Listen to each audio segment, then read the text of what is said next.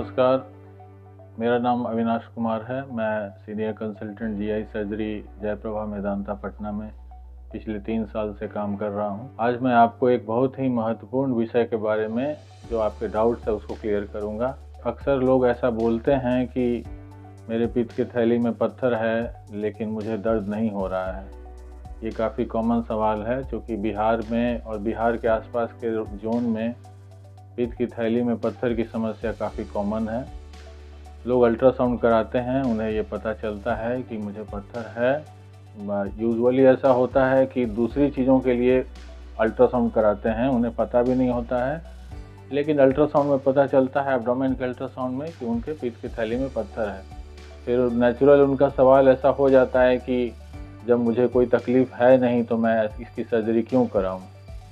इसके विषय में मुझे मेरा 15 साल का अनुभव रहा है और मैंने कई ऐसे केसेस मैंने देखा है कि लोग आते हैं, बोलते हैं कि सर मैं तो दूसरे चीज़ों के लिए कराया था अल्ट्रासाउंड और मुझे आ गया है पित्त की थैली में पत्थर और मुझे कोई प्रॉब्लम नहीं है और मैं नहीं कराना चाहता। अब इसमें मैं आपको बता देता हूँ कि मेरा पर्सनल एक्सपीरियंस है कि अगर आपको पित्त की थैली में अल्ट्रासाउंड एब्डोमेन में पत्थर आया और पत्थर का साइज़, 2 चीज़ें होती है। देखिए, पित्त की थैली में पत्थर आने का अलग अलग साइज़ हो सकता है। एक तो हो सकता है कि आपको बताया गया कि आपकी पित्त की थैली में सिंगल है, एक इकलौता स्टोन है जो कि करीब करीब 6-7 mm या 8 mm या 1 सेंटीमीटर से बड़ा है। दूसरा आपको कंडीशन हो सकता है कि आपको बोला गया हो कि पित्त की थैली में छोटे छोटे मटर के दाने जैसे बहुत सारे पत्थर हैं। ये दोनों कंडीशन में ज़रूरी नहीं है कि पेशेंट को पेट में दर्द हो। पेट में दर्द होने का कारण क्या होता है? पेट में दर्द होने का कारण अगर पित्त की थैली में एक पत्थर है और अगर वो गॉल ब्लैडर के बाइल में फ्लोट कर रहा है, फ्लोट जिसको बोलते हैं कि पानी में तैरना, वो मूव कर रहा है, तो ऐसे केसेस में स्टोन का दर्द कभी नहीं होता है और नॉर्मली ये सिंगल स्टोन वाले केसेस में होता है।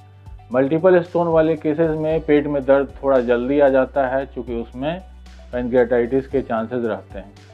तो मैं अपने 15 साल के अनुभव से ये आपको बता रहा हूँ कि अगर आपको अल्ट्रासाउंड एब्डोमेन में इंसिडेंटली भी पता चल जाए कि आपके पित्त की थैली में पत्थर है और वो 6-7-8 mm से बड़ा है या फिर 2 से 3 से ज़्यादा पत्थर है जो कि छोटा छोटा ही सही मल्टीपल है, तो सिम्टम हो या नहीं हो, जल्द से जल्द आप किसी सर्जन से, जीआई सर्जन से, जनरल सर्जन से, लैप्रोस्कोपिक सर्जन से मिलें और इसका उपचार कराएं। मुझे पर्सनल अनुभव से मैं बता रहा हूं कि मेरे पास कई बार ऐसे पेशेंट आए हैं कि सर मेरे फलाने की शादी है या फिर मेरे घर में ये उत्सव है, मेरा स्टोन 1 से 1.5 सेंटीमीटर है, मैं फिर आऊँगा 6 महीने बाद और 6 महीने बाद वही पेशेंट में गॉल ब्लैडर कैंसर लेके वो पेशेंट आया और हम लोगों के लिए काफ़ी डिफ़िकल्ट था उसको मैनेज करना। दूसरा मैं सिनेरियो बता रहा हूँ, एक लेडी आई पेशेंट, वो काफ़ी छोटा छोटा स्टोन था, उसको 5-5 mm का था मुश्किल से, या उससे भी छोटा था, बट मल्टीपल था। तो मल्टीपल स्टोन के केसेस में पैनक्रियाटाइटिस के चांसेस होते हैं और सिंगल स्टोन वाले केसेस में कैंसर के चांसेस होते हैं।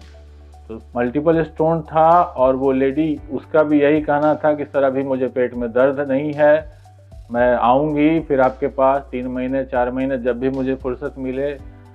मेरा सुझाव नहीं मानी और अगले 2 महीने के अंदर वो मैसिव सीवियर नेक्रोटाइजिंग पैनक्रियाटाइटिस लेकर आई। उसको आईसीयू में एडमिट करना पड़ा। करीबन 1 हफ्ते 10 दिन के बाद वो मैनेज हो पाई। तो यही 2 कंडीशन हो सकता है पित्त की थैली में पत्थर होने का। तो आप इसको बिल्कुल भी नज़रअंदाज नहीं करें।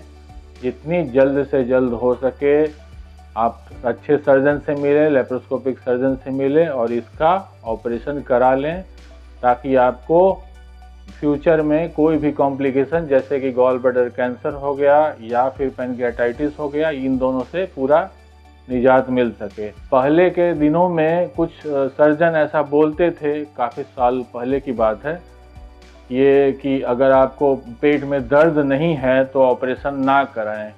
ये उस समय की बात हुआ करती थी जब लेप्रोस्कोपी या दूरबीन का या रोबोट का आविष्कार नहीं हुआ था, जब बड़ा सा चीरा दे के ऑपरेशन किया जाता था, पेशेंट 10 से 12 दिन 15 दिन रहता था हॉस्पिटल में और करीबन 1 से 1.5 महीने 2 महीने तक उनको दिक्कत होती थी, 3 महीने लगते थे रिकवर होने में। अभी समय है लेप्रोस्कोपी का और रोबोट का समय है। आपको 6 से 12 घंटे मैक्सिमम 24 घंटे लगेंगे पूरी तरह से रिकवर होने में। तो इस वजह से भी आप ऑपरेशन से डरिए नहीं और जितनी जल्दी से जल्दी इसका इलाज करा लें उतना आपके लिए और आपके परिवार के लिए बेहतर होगा। धन्यवाद।